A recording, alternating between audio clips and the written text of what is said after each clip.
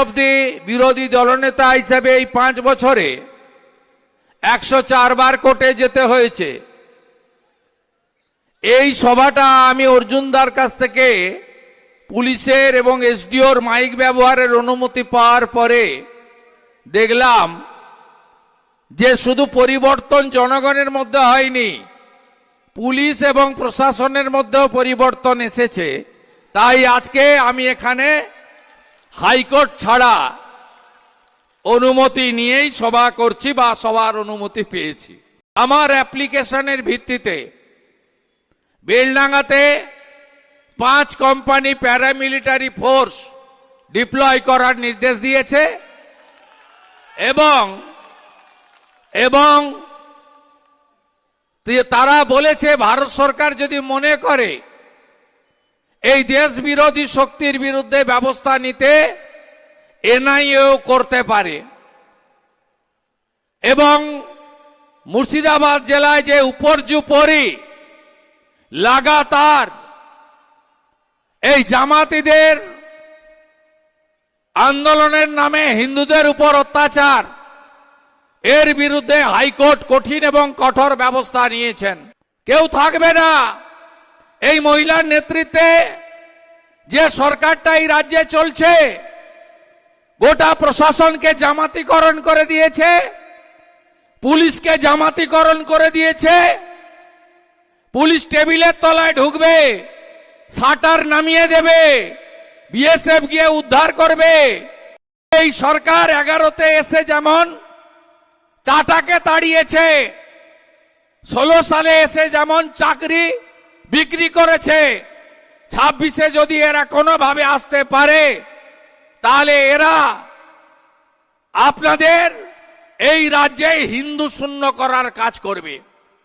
ওপারে মোল্লা ইউনুস যা যা করছে, এপারে তৃণমূল তার মুখ্যমন্ত্রী খালা মমতা ঠিক একই কাজ করছে। এপারে ওপাশে হিন্দু যুবক দীপু চন্দ্র দাসকে জ্যান্ত পুড়িয়ে মারা হয়, এখানেও হরগোবিন্দ দাস চন্দন দাসকে পশু কাটার তরবারি দিয়ে খুন করা হয়।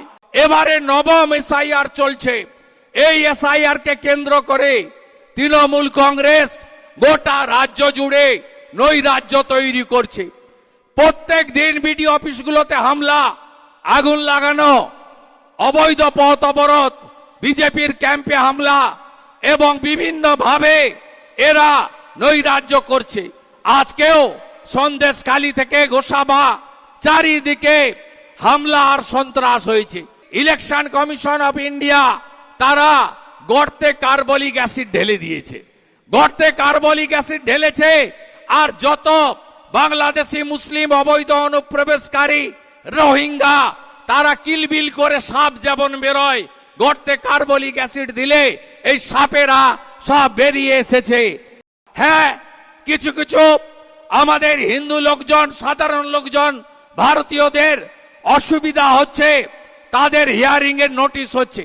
এর জন্য দায়ীকে আমি বলবো ইলেকশন কমিশন দায়ী নয়, দায়ী হলো মমতা বন্দ্যোপাধ্যায় নেতৃত্বাধীন টিএমসির প্রশাসন।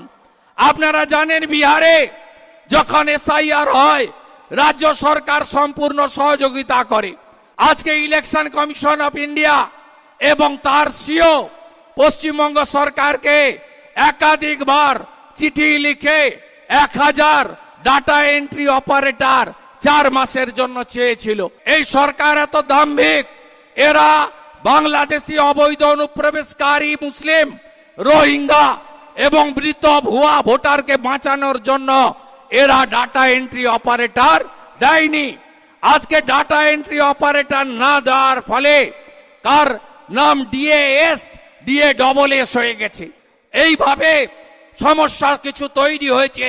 আমি তারপরেও বলবো জনগণকে, ভারতীয়দের, এটা রাষ্ট্রের লড়াই, পশ্চিমবঙ্গকে সুরক্ষিত রাখার লড়াই। এদের গ্রেটার বাংলাদেশ তৈরি করার ষড়যন্ত্র, এটা আন্তর্জাতিক ষড়যন্ত্র। তাই অবিলম্বে প্যারামিলিটারি ফোর্স নামানো শুধু নয়, এনআইএ এর মাধ্যমে এদেরকে গ্রেপ্তার করতে হবে। এবং আজকে কোর্ট অন্তর্বর্তী অর্ডারে বলেছে ভারত সরকার স্বরাষ্ট্র দপ্তর যদি মনে করেন এই মামলা, যে মামলাতে 35 জন অ্যারেস্ট হয়েছে, এরা কয়েকদিন অ্যারেস্ট হয়ে থাকবে, এদের কোনো ক্ষতি নেই।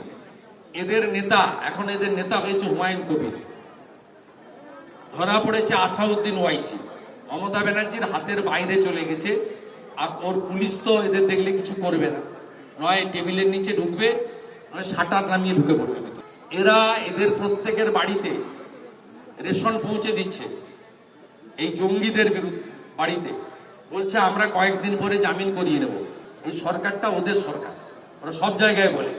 তাই এনআইএ হওয়া উচিত এবং অবিলম্বে প্যারামিলিটারি ফোর্স নামানো উচিত। এবং ভারত সরকারের লয়ার সেখানে দাঁড়িয়ে বলেছে আমাদের হাতের কাছেই মুর্শিদাবাদে এই মুহূর্তে 5 কোম্পানি প্যারামিলিটারি ফোর্স রয়েছে, আমরা এখনই ডিপ্লয়েড করে দিচ্ছি।